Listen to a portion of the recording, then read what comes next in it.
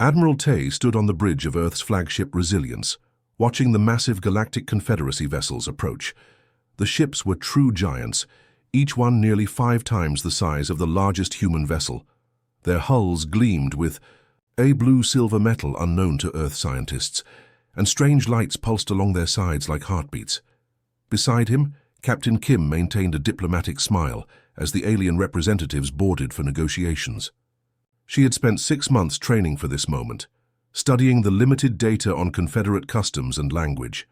Her uniform was pressed perfectly, her posture straight but relaxed, projecting both strength and openness. "They're bigger than our scans suggested," whispered Officer Song, the weapons specialist who hadn't taken his eyes off the visitors' ships. "Size isn't everything," Tay replied quietly. "Remember that." The airlock hissed open. The Confederate delegation entered the bridge with the strange gliding motion that their 4-jointed legs allowed. The lead diplomat, a tall blue-skinned being named Vorex, had to duck to clear the human doorway. His skin shimmered with tiny scales that caught the light as he moved, and the breathing apparatus around his neck made soft clicking sounds with each breath. "Welcome aboard the Resilience," Tay said, giving the Confederate greeting gesture they had learned from the first contact package, a slow opening of the hands. Vorex returned the gesture awkwardly. "The Confederacy extends greetings to Earth. We are pleased your species has achieved interstellar travel." The diplomatic niceties continued through a tour of the ship. Everything went smoothly until they reached the tactical room, where a holographic display showed the positions of Earth's small fleet. "Is this current?" Vorex asked, mandibles clicking rapidly as his compound eyes studied the display. "Yes," Captain Kim answered.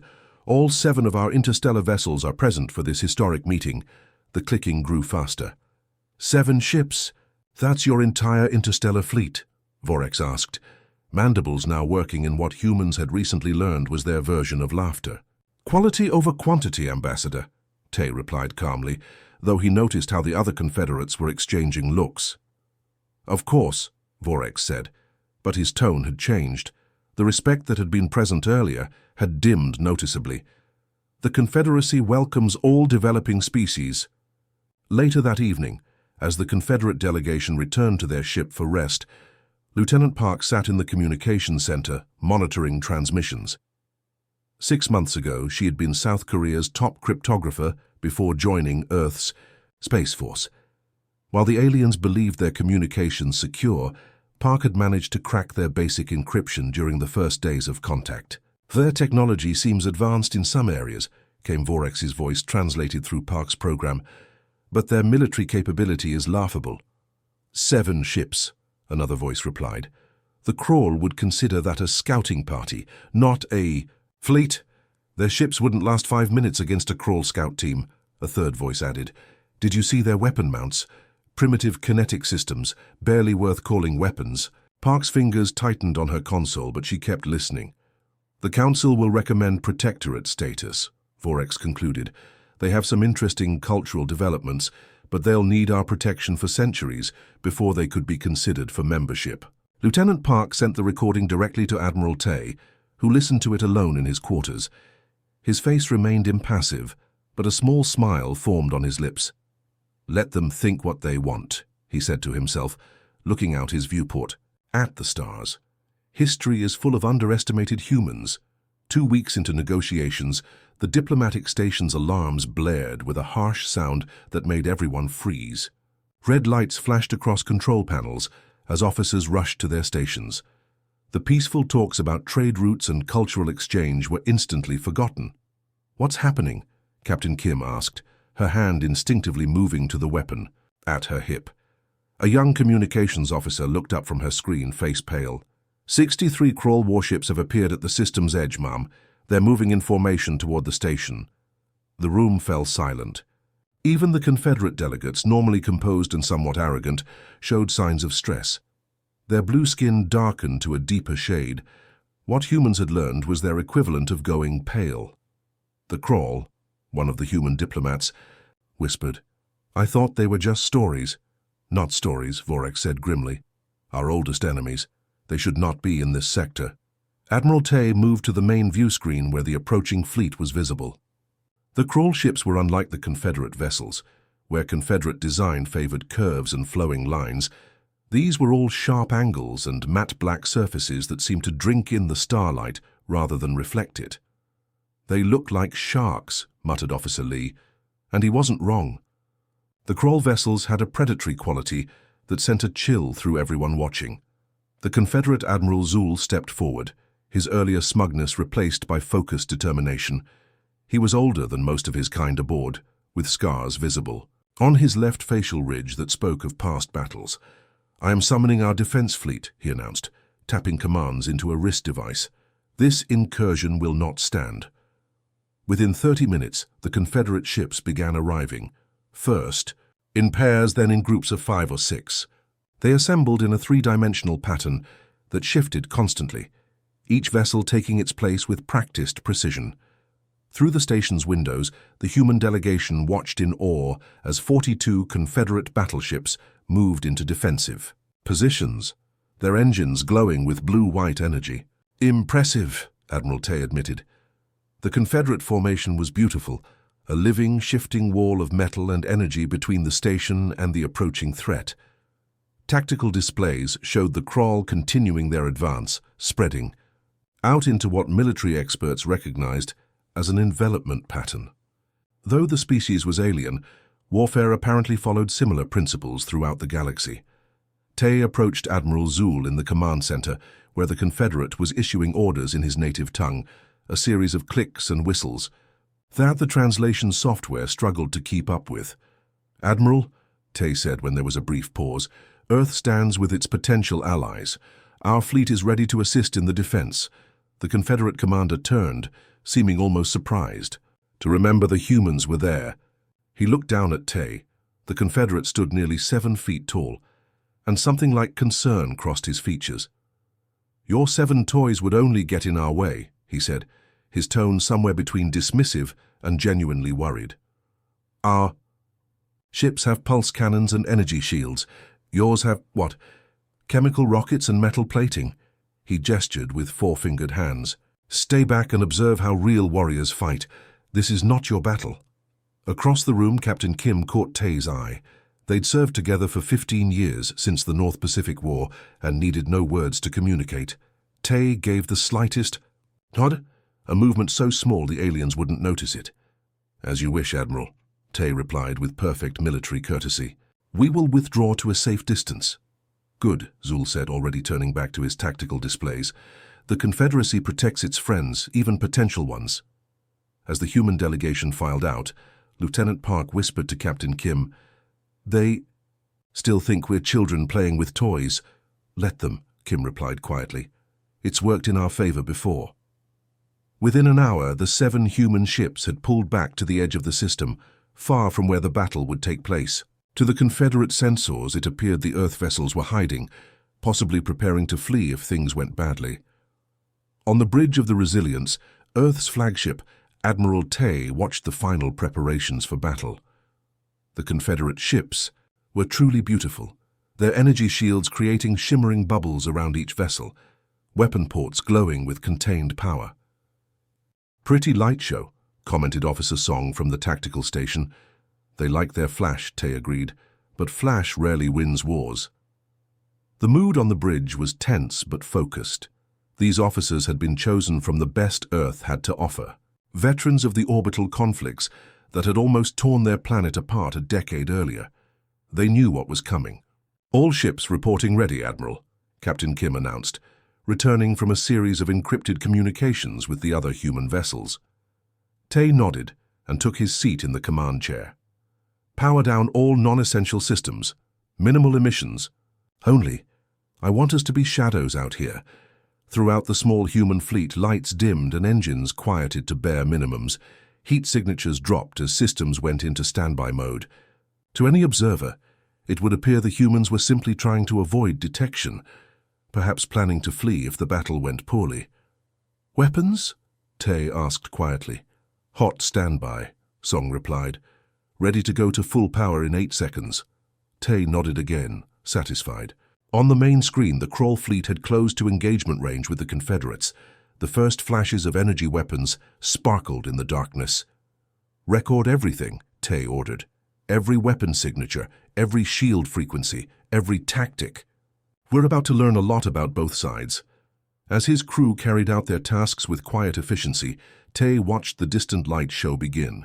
The Confederate and Kroll fleets engaged, energy beams lancing across space, fighter craft swarming like angry insects between the larger vessels.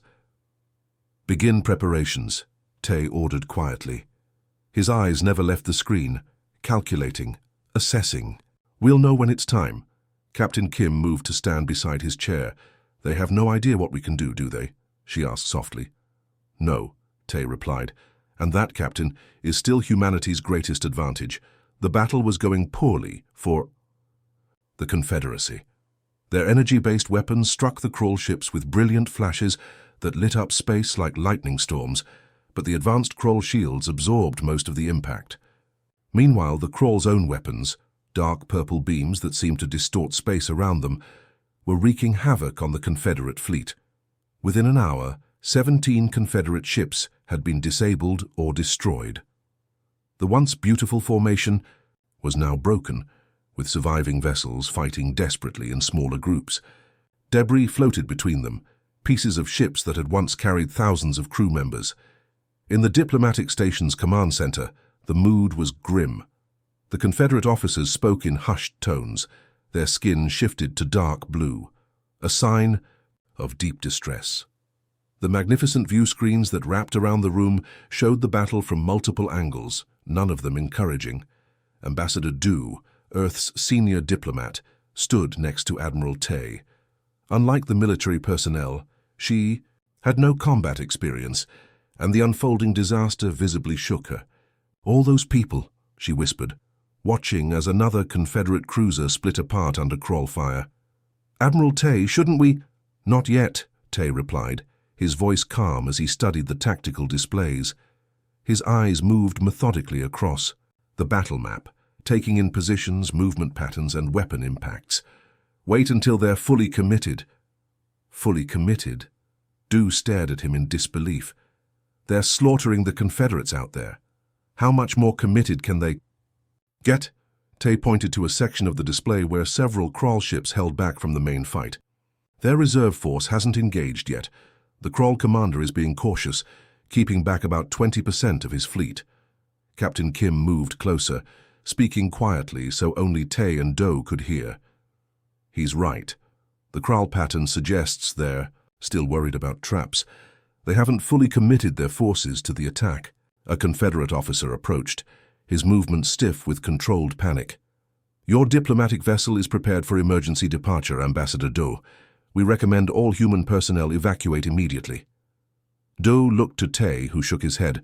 "Slightly. Thank you, but we will remain," she told the Confederate. "This is unwise," the officer insisted. "The Kroll show no mercy to anyone associated with the Confederacy.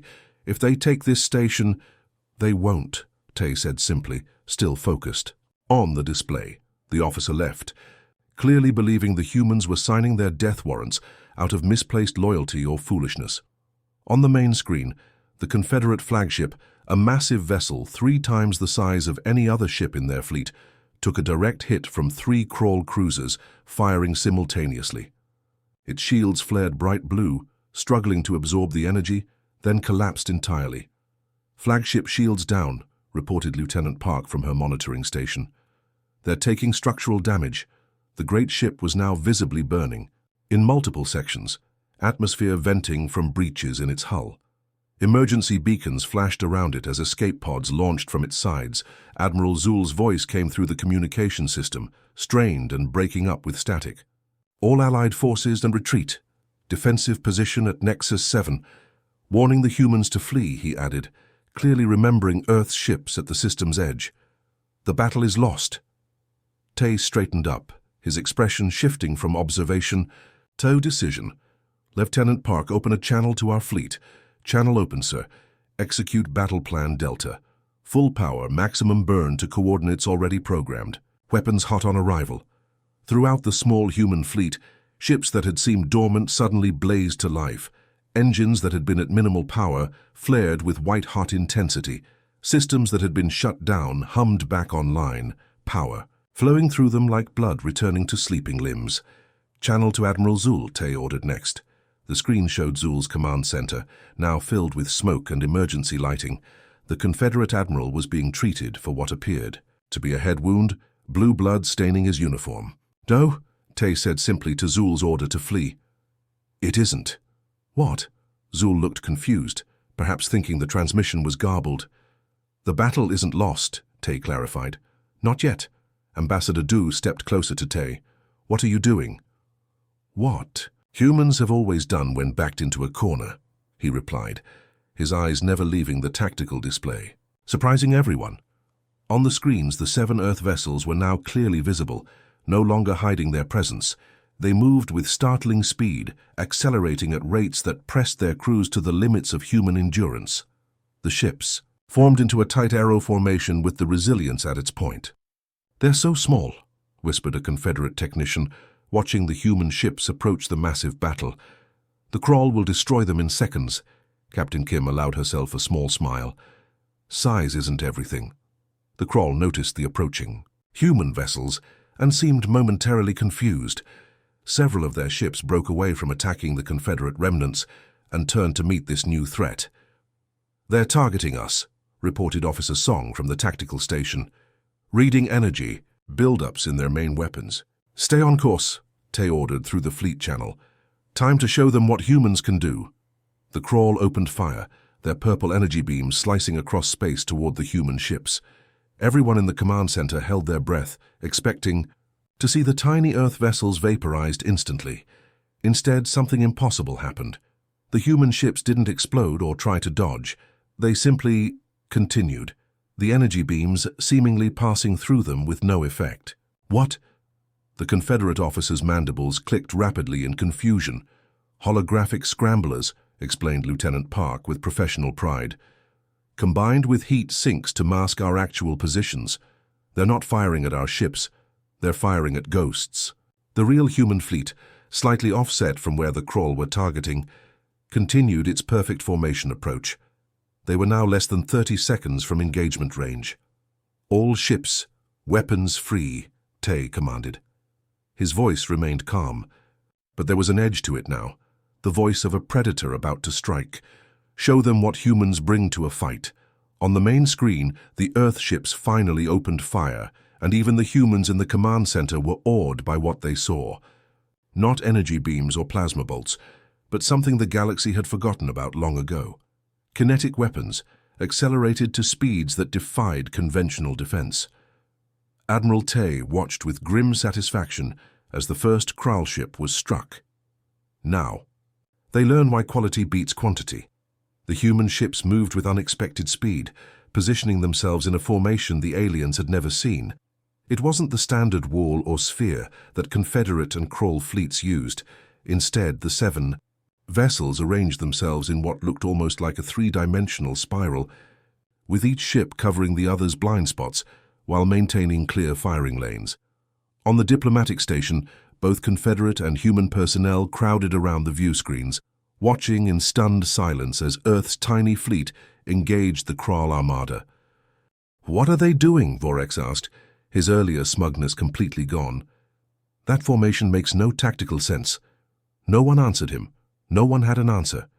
Captain Lee's ship, the Dauntless, was the smallest in the human fleet, barely a quarter.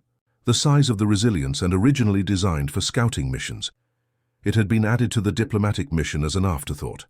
Now, it suddenly took position at the outer edge of the spiral formation.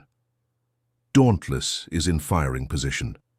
Lieutenant Park reported from her station. Admiral Tay nodded. "Let Captain Lee have the honor of first strike." On the screen, the tiny human vessel seemed to hesitate for just a moment, as if gathering its strength. Then it fired. What emerged from the Dauntless wasn't the bright energy beam everyone expected. There was no flash of light, no visible projectile at all, just 7 brief puffs of gas from its forward tubes, barely visible against the blackness of space. "They missed," a Confederate officer said, confusion in his voice, but they hadn't missed. 3 seconds later, the lead Kral vessel suddenly developed 7 perfectly circular holes through its command section. No explosion, no warning. One moment the ship was intact, the next it was fatally wounded, atmosphere venting from the precision damage. "What was that?" Ambassador Doe asked, leaning forward to see better. "Tungsten osmium alloy rods, Captain," Kim explained, a hint of pride in her voice. "Accelerated to near relativistic speeds, no energy signature for their sensors to detect, no explosive payload to trigger defensive systems. Just pure kinetic energy," Tay added quietly. "Like a bullet, but moving at 20% the speed of light." On the screen, the Dauntless fired again, this time targeting a Crawl heavy cruiser.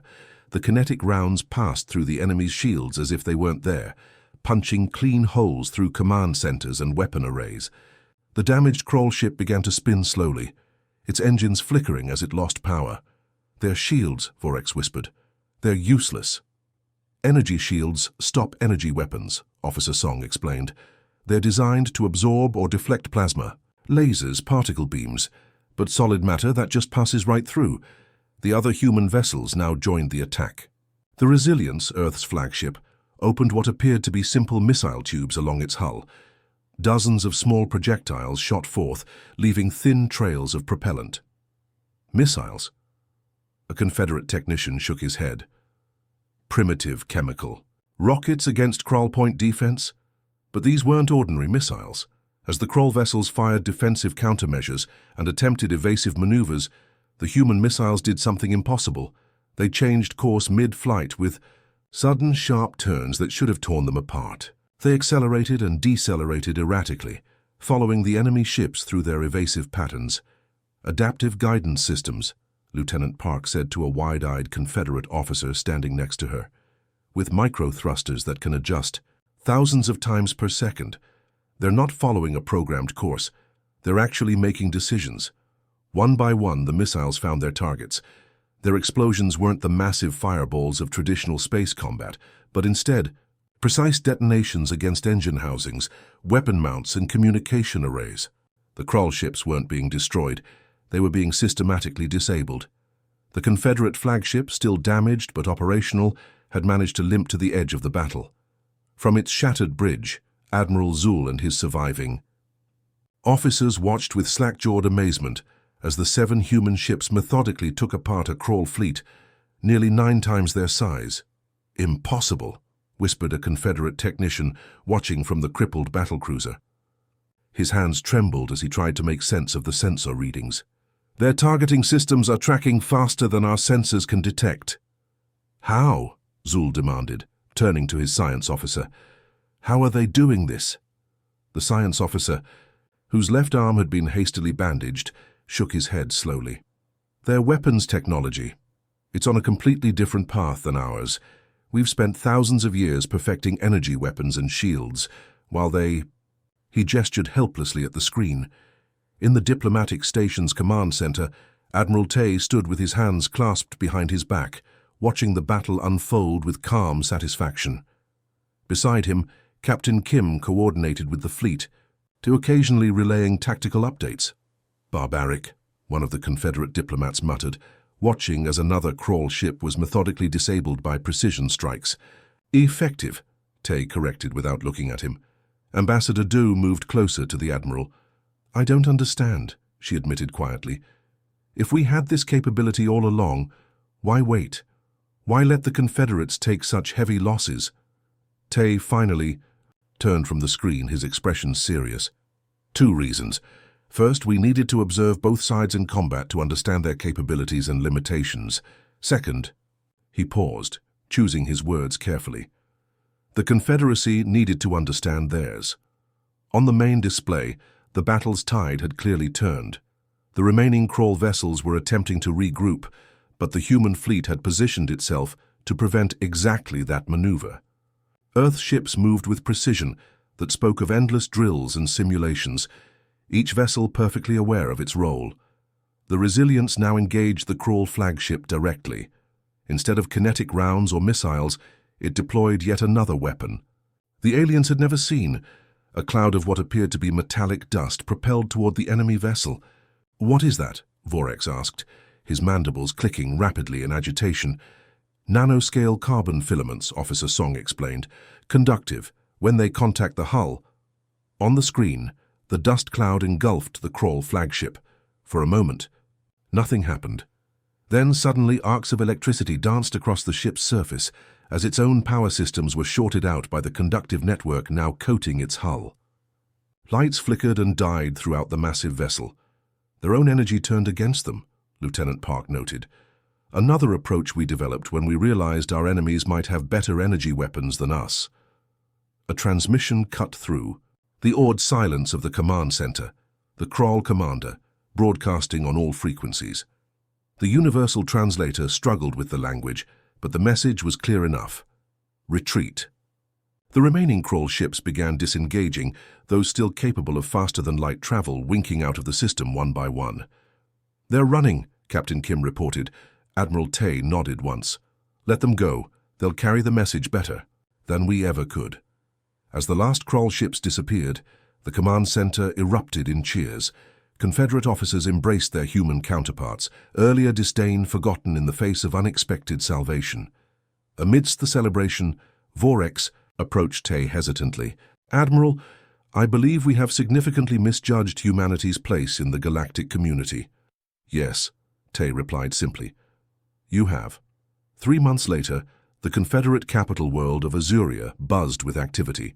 The massive dome of the high council chamber gleamed under twin suns, its crystalline surface refracting light in patterns that had inspired Confederate poetry for millennia. Inside, however, the mood was anything but artistic. Admiral Zool stood before the Confederate High Council, his once bright blue skin now permanently darkened around his facial ridges, scars from the battle that had changed everything. The chamber was packed with representatives from all 37 Confederate species, an unprecedented gathering prompted by recent events. "Members of the High Council," Zool began, his voice carrying clearly through the perfect acoustics of the chamber. "I stand before you to present my final analysis of the Crawl incursion and the human intervention." He paused, looking around at the assembled dignitaries. Many wore expressions of disbelief even now, months after the battle. "We misunderstood humans fundamentally," he explained, activating a holographic display that showed the battle in miniature above the council floor. "For 50,000 years, our civilization has evolved toward energy weapons to avoid planetary debris and protect civilian populations. All advanced species we've encountered followed the same technological path. The hologram showed Confederate ships firing brilliant energy beams, their shields glowing as they absorbed enemy fire. Humans developed in the opposite direction," Zool continued. The display shifted to show the smaller human vessels and their kinetic weapons punching through Crawl shields. "Their projectile weapons bypass our most advanced defenses. Their guidance systems operate on principles our scientists are still struggling to comprehend." A council member from the aquatic Nelvari species raised a webbed hand. "But surely these are primitive technologies. Could we not simply adapt our shields?" Zool shook his head. "Our preliminary studies suggest it would require a complete reimagining of shield technology. Not an adaptation, but a replacement. We estimate 30 years of research minimum." Murmurs spread through the chamber. 30 years of vulnerability was not what anyone wanted to hear. "And what of these humans now?" asked the Primarch, the oldest and most respected council member. "Do they seek to expand, to conquer? History suggests a species with military advantage rarely remains passive." At this, Zool gestured toward the chamber entrance. "With the Council's permission, I have invited Captain Han of Earth to address these concerns directly." The doors slid open to reveal a human woman in a crisp blue uniform. Captain Han walked confidently to the center of the chamber, seemingly unimpressed by the grandeur around her. She had been a tactical officer on the Resilience during the battle, and her calm competence had impressed Zool enough that he'd requested her specifically as Earth's military liaison. "Esteemed Council," Han began, bowing slightly in the Confederate manner. "Thank you for allowing me to speak today." She touched a control on her wrist, and the hologram changed to show the 7 human ships alongside hundreds of Confederate vessels. "Humanity doesn't build large fleets because our approach makes it unnecessary," she explained. "One of our corvettes carries the firepower of your dreadnoughts. This isn't boasting. It's simply the reality of different technological evolution." She let that sink in before continuing. But firepower alone doesn't build civilizations or maintain peace. For that we need partners, allies. She gestured around the chamber. Earth doesn't seek conquest, we seek cooperation. Your civilization has mastered technologies we can barely comprehend. Your medical science, your terraforming abilities, your faster-than-light communications. We have much to learn from each other. The Primarch leaned forward. And if we decline? This partnership? Han's expression remained neutral. Then we each continue on our separate paths, but I believe that would be a tremendous loss for both our peoples. Later that day, in a private garden overlooking the capital city, formal alliance treaties were prepared for signing. Admiral Tay, who had arrived that morning aboard the Resilience, met privately with Zul among flowering plants that changed color based on nearby emotional states. Currently, they were shifting between curious yellow and cautious blue. The treaty is generous, Zul said, looking out over the sprawling city. More generous than many on the council expected. Peace is always more valuable than victory, Tay replied. My ancestors learned that lesson the hard way. Zul turned to face the human admiral. In the past months, he had studied Earth history extensively, the endless wars, the nuclear standoffs, the hard-won peace that had finally allowed humanity to reach for the stars. Why didn't you tell us, the alien asked, a question that had clearly been bothering him for months. About your weapons, your capabilities. We would have treated Earth with more respect from the beginning. Tay smiled slightly. When someone underestimates you, Admiral, sometimes the wisest strategy is to let them. To gain advantage? Zul asked, his tone sharpening. To learn, Tay corrected. We needed to understand the Confederacy, without the filters that come with fear or excessive deference. We saw how you treated species you considered militarily inferior. It was informative. Zul's skin darkened slightly, the Confederate equivalent of a blush. We have not always been the benevolent force we claim to be. Neither has humanity, Tay acknowledged. Perhaps that's something else we can help each other with. A chime sounded, indicating the treaty ceremony was ready to begin. As they walked toward the Grand Hall, Zul asked one final question. You could have let us fail against the Kroll, swooped in afterward, dictated terms to both weakened sides. Why didn't you? Tay considered this. Because that's not the galaxy we want to live in. We've read enough of our own history to know where that path leads. 2 days later, the Resilience departed Azuria, carrying the Earth delegation home.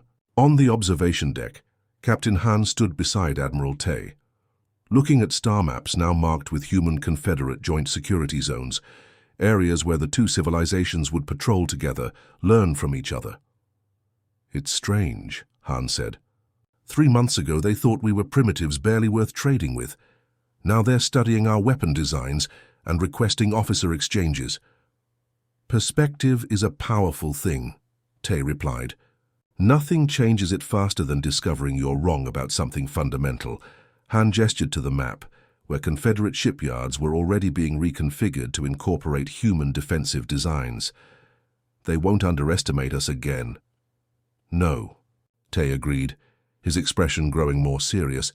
But that presents its own challenges. Respect often comes with fear, and fear can lead to preemptive action. We need to ensure they see us as partners, not threats. Is that why you insisted the treaty include technology exchanges?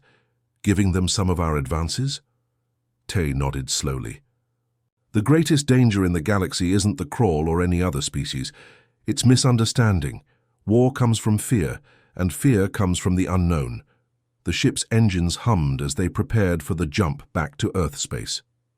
Lieutenant Park approached with a report, pausing briefly to look at the star map. It's bigger than I imagined, she said quietly. The galaxy, I mean. So many worlds we haven't seen yet. And we'll see them together, Tay replied, including both his officers in his gaze. Not as conquerors, not as saviors, but as explorers. That's the future I want for humanity among the stars. As the Resilience jumped to faster-than-light speed, carrying news of the Alliance back to Earth, Admiral Tay took one last look at the Confederate homeworld shrinking on the viewscreen. They laughed at our ships, he mused, but I think we'll all be wiser going forward. The stars stretched into lines of light around them as they headed home, 7 small ships that had changed the power balance of an entire galactic civilization.